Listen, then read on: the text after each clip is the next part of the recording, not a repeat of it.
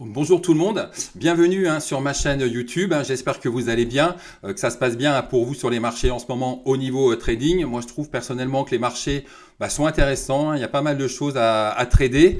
Donc aujourd'hui l'objet de cette vidéo sera de faire un point, sera de vous montrer comment je fais pour tracer des supports, des zones de support, des zones de résistance. Donc je vais vous montrer aussi comment je vais trader ces zones. Je vais essayer de vous donner un maximum d'astuces. Mais donc avant de rentrer dans le vif du sujet, eh bien, je vous invite à vous abonner à ma chaîne. Alors dans ma vidéo, lorsque je montre des graphiques, vous avez dû sans doute remarquer que j'utilise très peu d'indicateurs, mais par contre, je vais tracer pas mal de droites, des supports, des résistances, des obliques. Et d'ailleurs, je pense prochainement consacrer une vidéo au tracé des obliques et des canaux. Bon, là, je vais faire un rappel des généralités sur les zones de support et de résistance. Dans mon trading, les supports et les résistances vont vraiment jouer un rôle très important car ça va me permettre d'identifier des zones d'achat, des zones de vente et d'éventuels niveaux de stop. Mais attention à la chasse au stop sous les supports, ça existe. J'y reviendrai, alors peut-être pas dans cette vidéo, peut-être si j'ai le temps, on verra. Mais c'est vrai que ces zones de support et de résistance, elles vont me permettre d'identifier d'éventuels retournements d'un cours de bourse. En effet, si ces zones de support et de résistance peuvent bloquer la progression d'un cours. Et donc, si un titre baisse, le support ou la zone de support peut bloquer, peut freiner la baisse du titre. Donc, le support va jouer le rôle de plancher. Et inversement, si un titre grimpe, la résistance peut bloquer, peut freiner à la hausse. Et là, la résistance va jouer le rôle de plafond. Alors devant vous, le graphique du titre Hermès. Alors je ne vais pas revenir sur le parcours incroyable de cette valeur sur les dernières années. Donc on avait vraiment regardé une belle tendance haussière initiée à partir de la mi-juin 2022. On voit un titre après qui n'arrête pas de grimper. Le 24 avril, le titre fait un plus haut historique et après on voit que le titre retombe. Donc chaque bougie chaque bougie représente une journée. Quand on a une bougie verte, ça veut dire qu'en fait on a un cours de clôture supérieur au cours d'ouverture. Qu'on a une bougie rouge, c'est-à-dire ça veut dire qu'on a un cours d'ouverture inférieur au cours de clôture. Donc là vraiment tendance haussière et on voit qu'on a le titre cale un petit peu le 24 avril. Donc après là ça retombe, voilà, le titre, les cours ont aussi besoin de digérer cet incroyable parcours du titre Hermès. Donc ça consolide durant plusieurs séances, plusieurs semaines. Et puis là, on a un nouveau plus haut sur le 12 mai 2023. Donc là, on avait fait un plus haut à 2020. Là, on fait un nouveau plus haut à 2027. Donc on a un nouveau plus haut, mais on voit que le titre quand même échoue, mais retombe et en fait même clôture en baisse. Donc là, on voit quand même que sur les 2020, il y a quand même un problème. Il y a une petite résistance qui est en train de s'installer. Donc le titre retombe.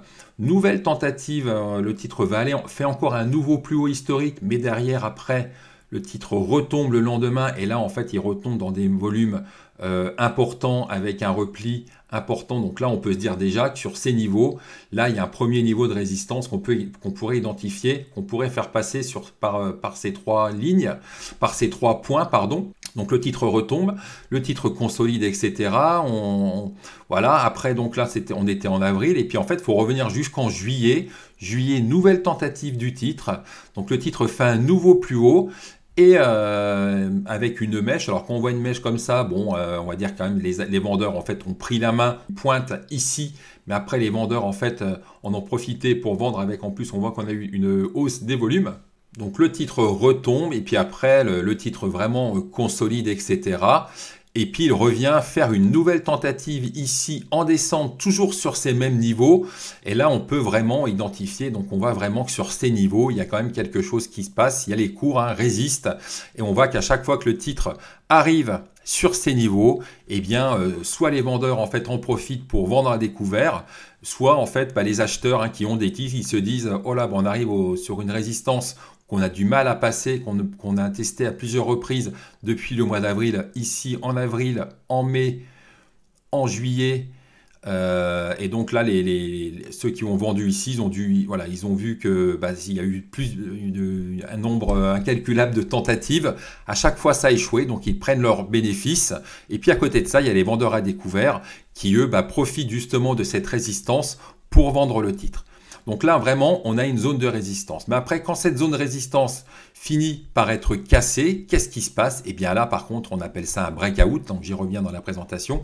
Breakout. Et là, en fait, on a, on va dire, un nouveau j'allais dire un cycle haussier, non, une nouvelle séquence haussière qui se crée. On a une résistance qui bloquait les cours depuis presque 7-8 mois. Cette résistance lâche et derrière, en fait, il y a les acheteurs qui voient ça. Il y a ceux qui vont vendu à découvert qui se disent finalement la résistance, elle a lâché. Donc derrière, un peu, c'est une vague d'achat qui s'effectue. Donc là, on voit que la résistance est cassée et le lendemain, on voit qu'il y a une petite panique acheteuse puisque voilà, on a un beau signal d'achat ici et derrière, ça enchaîne le lendemain. Mais ce qu'il faut savoir, donc, c'est que cette zone de résistance, en fait, va devenir après support. Donc là, on a une belle séquence haussière avec un titre qui n'en finit plus de monter. Et tant que le titre monte, eh bien, c'est difficile d'identifier des zones de résistance puisqu'il n'y a pas de résistance. Là, on voit quand même qu'il y a un petit coup d'arrêt sur la séance du 29 février. Le titre, il y a un petit reflux et puis après, ça repart. Et là, par contre, à partir du 14 mars, on voit qu'on a une première mèche. Donc on a un plus haut ici, puis après le titre retombe un peu. Le lendemain, il y a un nouveau plus haut, le titre retombe un peu. Retombe un peu de quelques pourcents. On a des petits chandeliers verts ici. On fait un nouveau plus haut et ça retombe un peu. Et là, justement, quand on voit une succession de tels chandeliers, on peut déjà se dire qu'on peut identifier donc une zone de résistance. Alors moi, ma zone de résistance, je vais la tracer, donc je vais la faire passer par les plus hauts historiques, donc ici. Et puis après, alors vu que je peux pas tracer une zone qui passe par un seul point, moi je vais essayer de la faire passer par un maximum de points. Et alors je pourrais la faire passer ici par ces deux mèches ici, mais idéalement je préfère la faire passer finalement par un cours de clôture, par un des cours de clôture les plus élevés avec une bougie verte, ou alors je pourrais le faire là. Je préfère le faire ici parce que là on va vraiment sur cette zone. On a plusieurs points de contact. On a ici, et puis là on a des mèches un peu au-dessus. Donc là je parviens à tracer donc ma zone de résistance en me basant sur 2, 4, 6, une dizaine de chandeliers. Donc la zone de résistance identifiée. Donc cette zone de résistance, donc elle a joué un rôle en avril 2024, mais elle pourrait jouer un rôle dans plusieurs semaines, plusieurs mois, voire plusieurs années. Et après, donc, on voit que le titre, donc ça résiste, donc les vendeurs ont la main, voilà, ça balance des titres. Et puis après, le titre rentre dans une phase de consolidation. Et puis on voit tout de suite que là, donc ça consolide, le titre baisse et ça rebondit là via une mèche. Donc là, on peut identifier déjà, on se dit, tiens, il y a peut-être un niveau, sur ce niveau-là, on peut peut-être identifier une zone de support. Donc on voit que là, ça rebondit, le titre repart. Le lendemain, on a une mèche un peu plus haute. Le titre redémarre et puis après, une nouvelle mèche, on va dire 2-3 semaines plus tard. Et là, en fait, grâce à ces deux mèches, puis à ce chandelier du 2 mai, eh bien, je me dis que je peux tracer une zone de support que je vais tracer comme ça en fait. Je vais la faire passer par le cours de clôture de ce chandelier et je vais le faire passer, donc la zone, je vais l'arrêter sur la mèche la plus basse, donc ici. Donc là, j'identifie donc une zone de support et en fait, ça se matérialise finalement par un range où on pourrait imaginer que par la suite, eh bien le titre là est en train de se diriger vers cette zone de résistance et que les vendeurs au contact de cette zone de résistance vont avoir la main, donc vont vendre des titres. Il y aura aussi des vendeurs à découvert et les acheteurs vont prendre leurs bénéfices. Donc ça, c'est un scénario tout à fait envisageable, mais il ne faut pas non plus oublier que ces supports et ces résistances, il arrive bien évidemment qu'ils soient cassés, alors soit par le bas lorsqu'on c'est un support et là on a un breakout, donc on peut imaginer, donc là si cette zone de support était retestée et qu'elle venait à être cassée qu'elle venait à être cassée ici. Donc là, si un retest et qu'après finalement la zone est cassée par le bas, eh bien on aurait un signal vendeur, donc un signal ou soit aussi de vente à découvert. Et donc généralement, quand on casse une zone de support, les investisseurs voient ça, voilà, sont tentés d'alléger. Il y a les algos de trading qui reprennent la main, donc ça peut appuyer. Après, il y a un effet un peu moutonnier. Tout le monde voit la zone de support cassée et derrière, eh bien, le titre accélère à la baisse. Et là, vraiment, si le titre cassait cette zone de support, quels seraient les prochains supports? Eh bien, ça serait déjà, on aurait cette ancienne résistance qui est support. Là, on aurait un gros support ici. Donc, en tous les cas, quand on est acheteur du titre, quand on est acheteur du titre et qu'on voit qu'une zone de support est cassée, moi, généralement, je préfère rester spectateur. Je préfère attendre que le titre se stabilise, voir si le support que j'ai dessiné, eh bien, va véritablement jouer son rôle. Alors on notera qu'on a un petit gap ici, un petit gap haussier. Bon, ça c'est un autre sujet. Donc breakout et puis après donc on attend que le titre, je le disais, qu'il se stabilise. Et si le cours donc venait à casser donc cette zone de résistance, eh bien en fait on aurait un breakout, on aurait un signal d'achat. Si on remonte un peu plus loin sur les cours du titre Hermès, là aussi regardez sur le mois de février-mars 2023. Donc là, le titre, il est en pleine tendance haussière. Donc on voit quand même, on a un plus haut qui est touché. Et après, sur les séances suivantes, eh bien, on voit que le titre reflue, qu'il y a des prises de bénéfices. Donc le titre consolide, etc. Donc il fait ça, hop, hop, hop.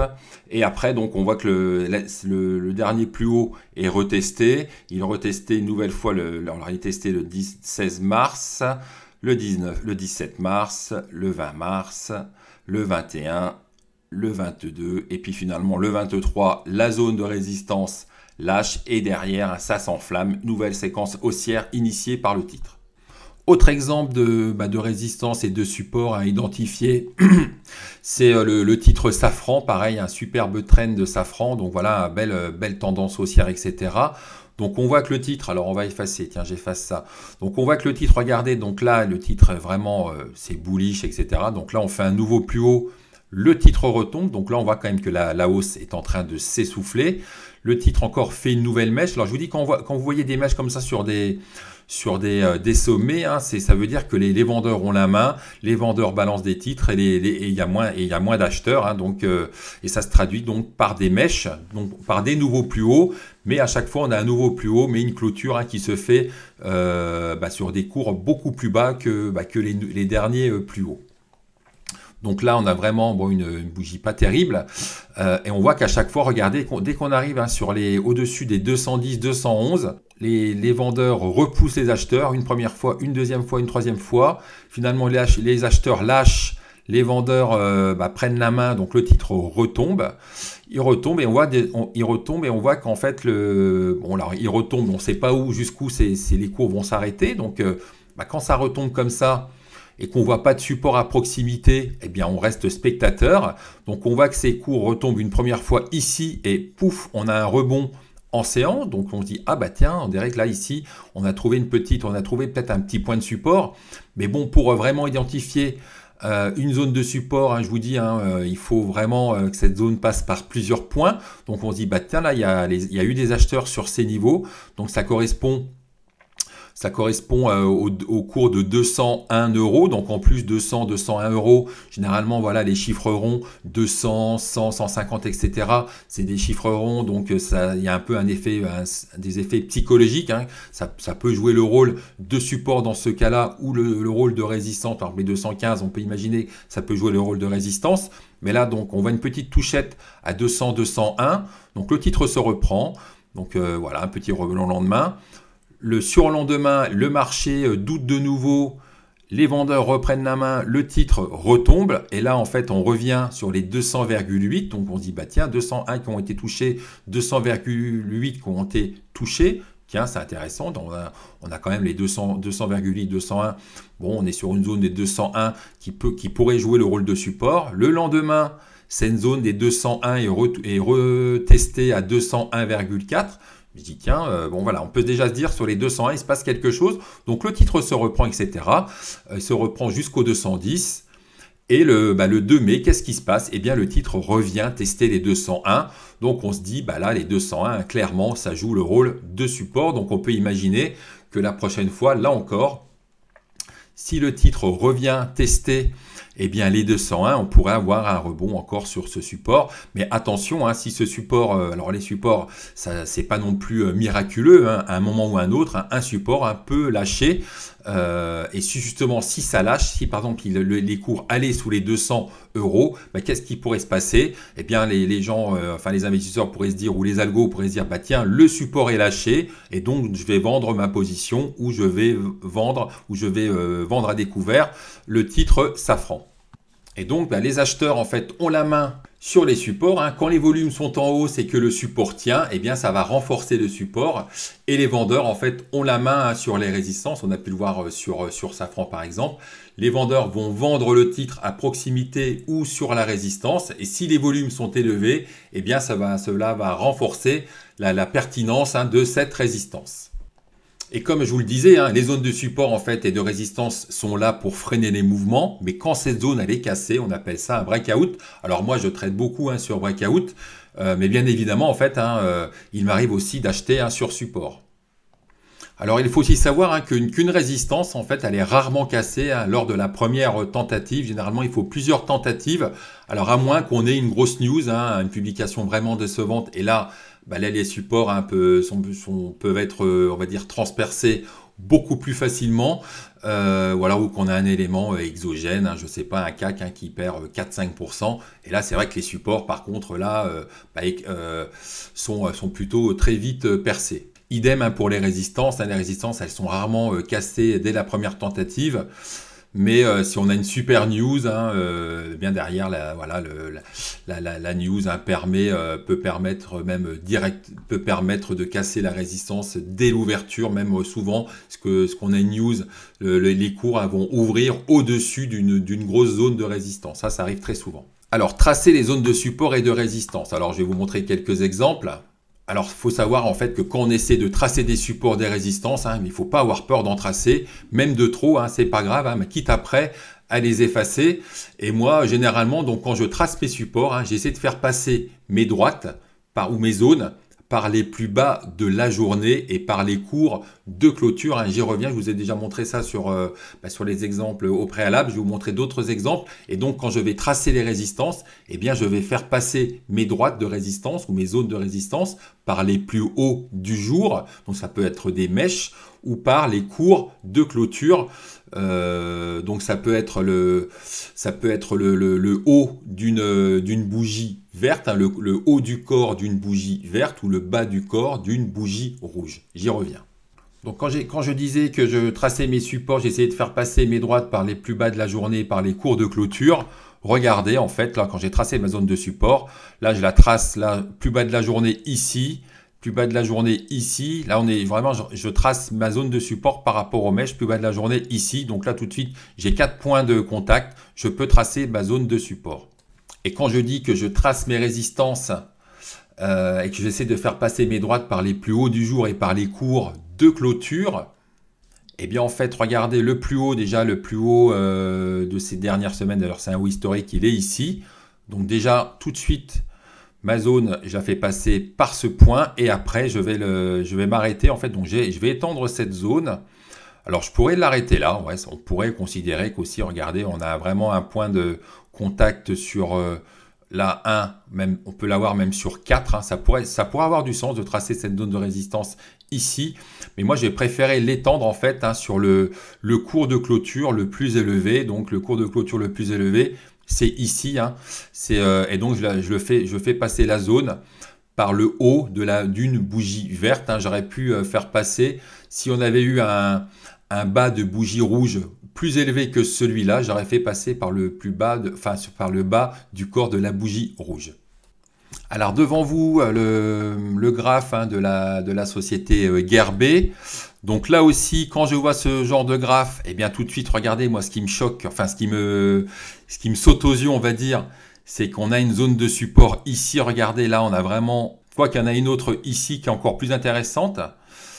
Donc là, on peut imaginer, alors déjà, voilà, je trace un peu comme ça à la va-vite. On va la tracer comme ça, d'accord? Donc là, voilà, on a une zone de support hein, qui est identifiée. Et puis après, au niveau des zones de résistance, bah, regardez là ce qui s'est passé. Donc le titre là, pareil, il y a un peu du mal à accélérer. Donc là, le titre retombe. Donc là, on a une zone de résistance ici. Et puis après, regardez, on la retrouve là, hein, comme par hasard. Donc on a un niveau de résistance, comme je vous le disais, là, si je parlais des seuils psychologiques, on a un niveau, donc on avait une résistance sur les 19,920 euros. Alors maintenant, cette zone de résistance, elle a été cassée, hein, donc maintenant, elle devient zone de support. Donc le titre après accélère, etc., etc. Donc là, pareil, quand on voit ce genre de mouvement de trend de haussier, là, il n'y a pas de, là, il n'y a aucune résistance, hein, là, vraiment. C'est le grand boulevard pour le titre, hein, vraiment une très très gros mouvement haussier. Et là encore, qu'est-ce qui se passe? Donc le titre, voilà, ça patine un peu, ça consolide, et puis après, donc on recasse un nouveau plus haut. Le titre se reprend, donc là encore nouveau plus haut, ça patine, ça consolide, et puis après c'est cassé. Le titre breakout, ça repart. Donc le titre grimpe, etc. jusqu'à 38 euros. Et là, en fait, on est jour de la publication. Jour de la publication, donc en fait la publication est saluée dans un premier temps. Donc le titre ouvre à 35,90. Et puis après, en fait, qu'est-ce qui se passe? Le titre, donc là, bon là, on est en vue daily, donc on ne voit pas tout le mouvement de la journée. Mais qu'est-ce qui se passe? C'est qu'en fait, le titre commence à baisser. Pour la petite histoire, donc Gerbet vient de publier le chiffre d'affaires du premier trimestre. Donc bon, c'est un petit peu décevant, hein, mais en fait, il y a un décalage de commandes. Enfin, c'est décevant, c'est plutôt bon, mais on pouvait s'attendre à ce que ce soit encore meilleur. Donc, il y a de la croissance du chiffre d'affaires, etc. Mais on pouvait s'attendre à ce que ce soit vraiment largement meilleur avec une croissance peut-être qui aurait pu atteindre 15 ou 20%. Là, on a quoi? On a 7 ou 8%. Donc, c'est un petit peu juste, mais en même temps, ce n'est qu'un décalage de commandes, hein. Le chiffre d'affaires, ils vont le retrouver sur le deuxième trimestre. Et qu'est-ce qui se passe? Donc, le marché est un peu déçu. Le titre lâche complètement, il lâche complètement, et là je me dis il y a un truc à faire, hein, puisque je me dis bah tiens, on a un petit trou d'air sur le titre, et le titre perd jusqu'à 7-8%, même 10%. Et je me dis, mais attends, le repli me paraît vraiment trop sévère, donc qu'est-ce que je fais? Eh bien, bien sûr, j'ouvre mon graphe et j'essaie d'identifier des zones de support, hein. Donc là, on a vraiment un titre hein, qui est vendu en séance. Et j'ouvre mes graphes et je me dis, bah tiens, je vais essayer d'identifier donc une zone de support. Et qu'est-ce que je vois en fait? Là, en fait, pour moi, la zone de support, je la fais passer par des plus bas de bougies rouges. Ici, on voit tout de suite que là, regardez, on a une zone de support ici, en fait, hein, même qu'on peut même faire passer ici par ces mèches, d'accord? Par ces deux mèches. Et moi, en fait, hein, donc, je me dis qu'il y a une zone ici à 33 et surtout une zone à 32, d'accord? Et en fait, je commence à faire un premier achat à 32,9. Donc, j'ai un deuxième ordre d'achat hein, qui est positionné sur le bas de cette zone de support sur les 32. Ça ne passe pas, ça passe à 32,9 et après en fait le titre finit par se reprendre, hein, donc il rebondit sur la zone de support et finalement le titre finit il finit en baisse, il finit en hausse à 4,30%. Donc c'est vous dire hein, si vraiment ces zones de support ou de résistance, même lors de publication, même lors de news, ce qui se passe souvent, c'est que on a une résistance hein, qui pose des problèmes. On a une publication de qualité qui sort, et bien la résistance, si les cours sont à proximité d'une résistance, et bien cette résistance va voler en éclats puisque le marché va saluer la publication. Donc lorsqu'on a une publication, il est vraiment important de bien regarder, d'ouvrir le graphique et de voir hein, si on est à proximité d'une zone de résistance ou d'une zone de support. Parce qu'après, hein, vous allez pouvoir utiliser cette zone en fonction hein, de l'interprétation du marché. C'est même pas à vous, à la limite, d'interpréter la publication. Il faut être attentif à ce qui va se passer au contact de la zone de résistance. Si on a, à la limite, même si vous savez que la société a publié, mais vous êtes incapable de savoir si la publication est bonne ou pas, mais que la résistance vient de lâcher, et bien là, vous avez un beau signal acheteur. Pareil, hein, si vous trouvez que la publication est pas si mal, mais qu'on a un support qui lâche, Et bien là, pour le coup, hein, même si vous estimez que la publication est pas mal, on s'en fout. Hein, là, c'est ce qui va primer, c'est la configuration graphique. Et si on a le support qui lâche, eh bien, ça veut dire que la publication est mal accueillie et que peut-être, eh bien, il faut vendre sa position. Adyen aussi, par exemple, regardez, donc on avait eu des petites touchettes ici, là, sur début janvier, sur les 1095. 1095, petite touchette encore le lendemain, 5 janvier 1095. Donc le titre décolle, gap aussi, etc. en février-mars. Publication qui déçoit. Donc là, quand on voit ce genre de chandelier, c'est pas la peine de se mettre en face. Hein, on attend plutôt que le titre se stabilise. Donc le titre continue de baisser. Et qu'est-ce qui se passe? Regardez à cette zone de support qui avait été identifiée ici et en fait qui joue aussi le rôle de résistance ici. Et bien regardez, hein, cette zone de support joue son rôle et le titre, les cours de Adyen rebondissent hein, sur cette zone des supports, hein, la zone donc des 1095, 1000, même on peut même maintenant l'étendre, hein, 1090. Donc on a une zone de support qui est vraiment solide hein, sur les 1090, 1095 sur Adyen. Plastivaloir, alors voilà, je vous ai montré des big caps, hein, je vous montre vraiment des sociétés beaucoup plus, on va dire, beaucoup moins liquides. Ce que je vois là qui me paraît très évident en fait, hein, c'est qu'on a tout de suite une zone de support ici, donc toujours pareil. Je fais passer cette zone de support par un plus bas, par une mèche. J'aurais pu la faire passer par là, en fait. C'est vrai que ça a du sens, en fait. Hein, cette zone de support, on peut la tracer comme ça. Mais moi, ce que j'aime bien, c'est la faire passer par un cours de clôture. Donc, je vais plutôt aller là, jusqu'à là. Et en fait, eh bien, si je l'étends jusqu'à là, la zone de support, eh bien, ça nous fait passer par vraiment plusieurs points. Par le cours de clôture ici, par le plus bas d'ici, le plus bas d'ici. Donc vraiment, on est en face vraiment d'une très grosse zone de support hein, sur les 2,74, 2,76. Et ce qui est marrant, regardez, hein, c'est que cette zone de support, si on l'étend, eh bien on retrouve l'ancienne zone, hein, on retrouve un ancien support qui date de août 2003. Donc là, on est vraiment en face hein, d'un très très gros support hein, de 2,74, 2,76. Et là aussi, autre support qu'on peut tracer. Alors voilà, toujours pareil, je le fais passer par le corps. Alors soit par la mèche, donc par le plus bas. Donc on peut le faire passer ici et ici. Après, au niveau des zones de résistance, alors on avait ici, hein, de toute façon, là, ici qui a été cassé, pareil, lors d'une publication. Donc d'ailleurs, j'avais joué cette publication. Le titre après avait enchaîné une hausse de 80% en ligne droite. Donc j'avais fait un article hein, d'ailleurs sur mon site DR Bourse. Idem sur ce graphique, hein, le graphique de Voltalia, j'avais tracé donc une zone de résistance qui passait par cette mèche, par un cours de clôture, donc avec une bougie verte, la partie haute du corps d'une bougie verte. Donc là on voit un nouveau test, donc là on voit une nouvelle résistance, là on voit que la résistance est de nouveau testé, là encore de nouveau testé, là on voit que ça commence un peu à lâcher et là finalement ça a lâché. Autre exemple avec Téléperformance, regardez là on a une mèche sur les 80-76, nouvelle mèche sur les 80-80, donc là tout de suite on pouvait vous dire que vous avez une zone de support, on a une zone de support au-dessus. Donc là on a regardé beaucoup on a vu beaucoup de tracés de résistance ou de support en fait sur des unités, des UT jours, mais ça marche aussi, hein, tracer des résistances et des supports sur des UT de semaine, hein, ça marche aussi, voire au mois. Alors moi par contre je regarde quand même plutôt à la semaine, ça c'est les plus grandes unités de temps sur lesquelles je regarde mes cours de bourse.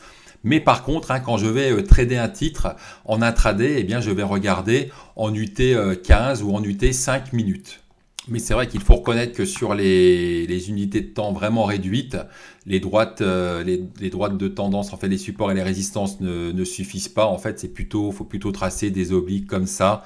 Ça vous aide vraiment à trouver des signaux, des points d'entrée, etc., etc. Mais c'est bon. Moi, je trade, donc les supports et résistances, je vais les tracer en 5 minutes ou 15 minutes. Mais par contre, hein, il faut s'aider des obliques. Mais par exemple, regardez, là, je suis sur Kering. Tout de suite, on voit tout de suite des zones de support. Et effectivement, là, si en séance, le titre était revenu, par exemple, casser cette petite zone de support que j'ai dessinée en 15 minutes, eh bien là, on avait un petit signal vendeur sur le titre. Donc, autre exemple avec Ruby. Donc, le titre Ruby, la société donc, vient de publier un chiffre d'affaires au premier trimestre qui déçoit, qui est en baisse de 5%. Bon, la société a confirmé ses perspectives. Et là encore, donc, la publication a été vendue. Alors là, ma stratégie, en fait, c'est que moi, j'ai pas regardé le titre de la journée. Et en fait, j'ai commencé à m'intéresser au titre quand j'ai vu que le titre commençait à se stabiliser. Donc on voit que là, j'ai tracé donc une zone de support parce qu'en fait, on a une zone qui a été testée à 2 reprises. Donc moi, j'ai tenté un petit trade à 30,9 et j'ai mis un stop vraiment très serré sous ce support ID, là on a vu 5 minutes. Et donc le titre, voilà, se reprend, là il a rebondi.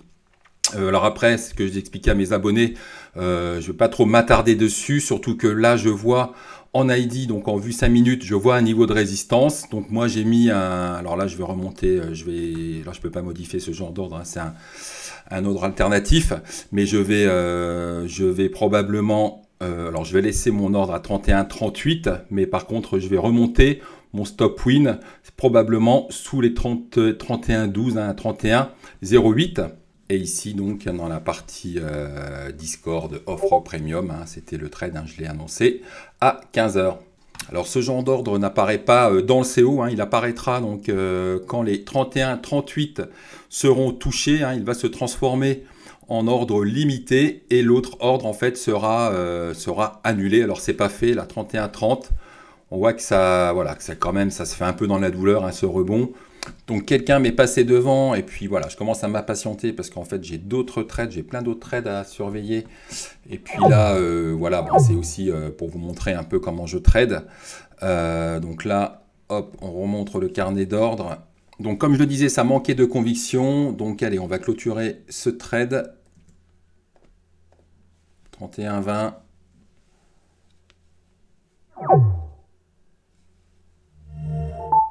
Donc, je suis exécuté puisqu'on peut penser qu'il y avait quelqu'un à l'achat, un robot en acheteur caché. Et donc voilà, j'ai soldé ma pause Ruby. Alors petit trade, voilà, j'ai acheté à 30,9. Donc là, j'en informe mes abonnés. Et puis là, ici, alors je pourrais vous montrer le détail des évites opérées. Ici. Les tracés de résistance et de support, elles ont aussi du sens sur les sociétés vraiment très peu liquides. Alors c'est vrai que tout à l'heure on a vu Plastivaloir, mais là par exemple sur Winfarm, regardez la Winfarm, donc un titre, voilà, c'est assez catastrophique au niveau du fondamental, etc. Bon, de toute façon le graphe, quand vous voyez un graphe comme ça, vous pouvez vous dire qu'il y a déjà un gros problème dans la société, au sein de la société. Le titre est passé de 24 € à 4,90 €. Donc déjà, de toute façon, la tendance est fortement baissière. Donc c'est très compliqué d'identifier là, il n'y a même pas de pause dans la baisse. Et ce qu'on notera par exemple sur Winfarm, c'est que là, le titre avait fait par exemple un plus bas ici. Donc le titre, donc là on peut identifier, on se dit tiens, là il y a une petite zone de support, parce qu'en plus on était sur un plus bas historique, et donc quand on a un rebond à partir d'un plus bas historique, et bien on considère que c'est un support, surtout sur le support, c'est le cours de clôture.